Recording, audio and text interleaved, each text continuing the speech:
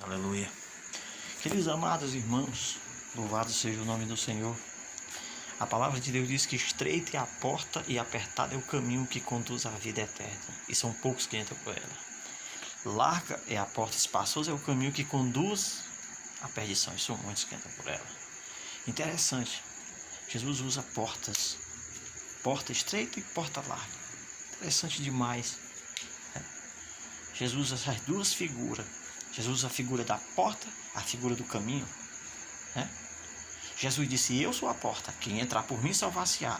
Entrará, sairá, encontrará alimento. Jesus é a porta da salvação, a porta da vida eterna, a porta da eternidade, a porta para me se encontrar com Deus, a porta da redenção, a porta do resgate, a porta do perdão dos pecados do homem, a porta para o homem ter um encontro verdadeiro, a porta para o homem se deparar com arrependimento, experimentar a sua graça e o sobrenatural da sua presença do Espírito Santo e uma vida digna na presença dele. Querido, Jesus, ele é a porta, mas ele fez a figura: estreita é a porta. Jesus disse: do que adianta o homem ganhar o mundo inteiro e perder a salvação da sua alma? Será que o homem já parou para pensar na salvação da sua alma? Jesus disse: se a tua mão pecar, corta, porque é melhor tu entrar com uma só mão no céu do que com as duas ir para o inferno. Se o teu olho pecar, arranca. É melhor tu entrar com o olho na eternidade do que os dois no inferno. Querido, Jesus está ilustrando, está mostrando a realidade das coisas. Ele não veio brincar de salvação, ele não veio brincar, ele não veio ficar de espetáculo, ele não veio para ser admirado. Não, querido, ele veio para resgatar o homem da condenação eterna, do juízo final, do lago de fogo.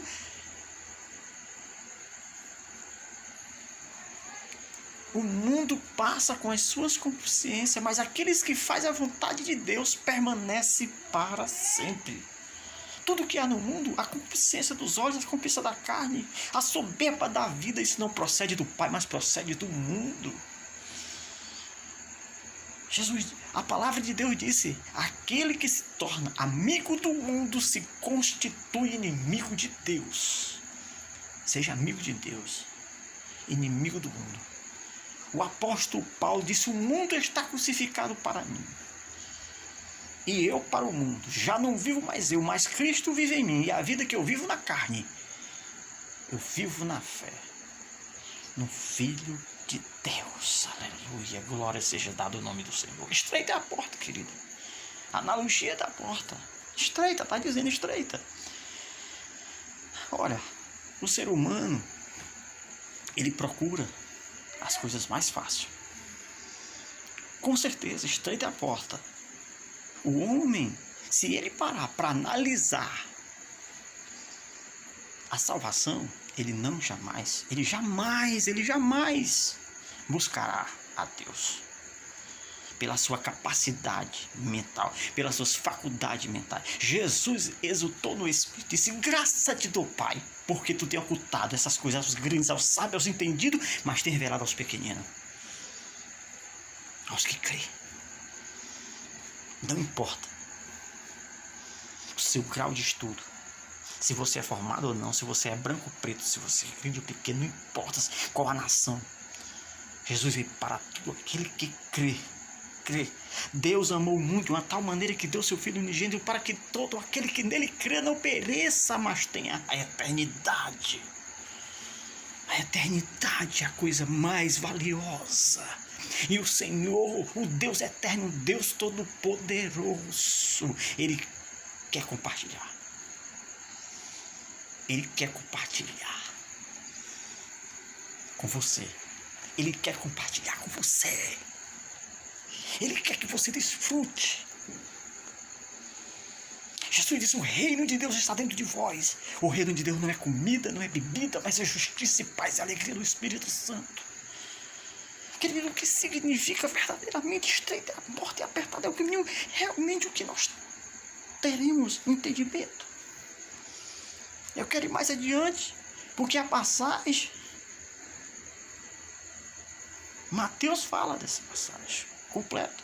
Ele diz assim, ó, os 2 fundamentos. Primeiro, todo aquele que escuta as minhas palavras e as pratica, assemelhai-o eu, o homem que edificou sua casa na rocha. Veio o vendaval, veio a tempestade, veio o maremoto, mas a casa não caiu. A casa não foi abalada, a casa não foi destruída. A casa não desmoronou, a casa permaneceu firme. A casa permaneceu firme com Cristo, com o Senhor. Se você entrar pela porta do arrependimento, a porta da renúncia, da conversão, querido.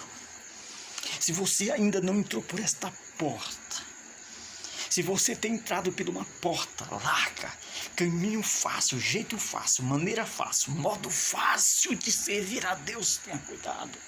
Vigie. Examine as Escrituras. Veja o que os apóstolos pregaram.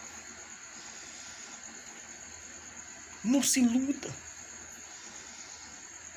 Quantas pessoas, querido, estão iludidas? Eu quero dizer uma palavra aqui. É melhor que as pessoas venham para a congregação e fiquem escutando a mensagem. E que Cristo seja gerado dentro delas, tome uma decisão e se arrependa dos seus pecados. E tenha um encontro verdadeiro e permaneça.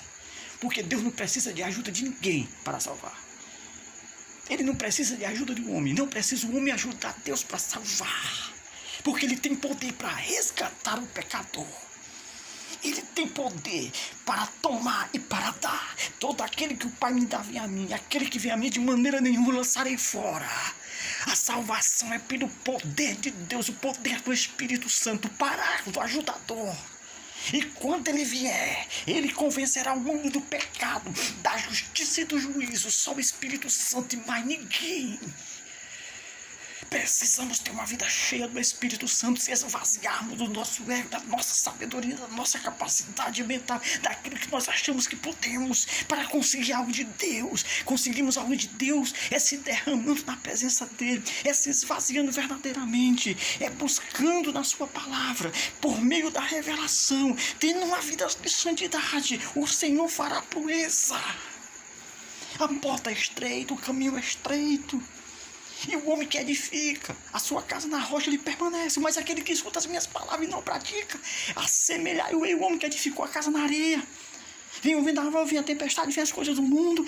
Ei, querido, ninguém vence o mundo sem Cristo. Ninguém vence o pecado sem Cristo. Ninguém vence a carne sem Cristo, não, querido. Esse evangelho aí não é de Jesus Cristo, não.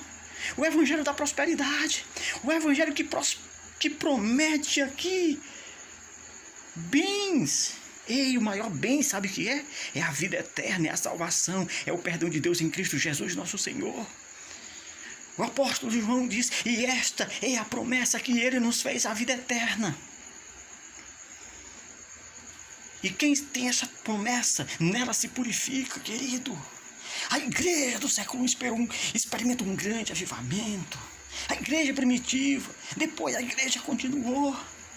Nenhum imperador, mesmo Nero, se dizem que ele tocou fogo em Roma, mas não se sabe. Mas para que ele pudesse escapar daquela situação, ele colocou a culpa nos cristãos.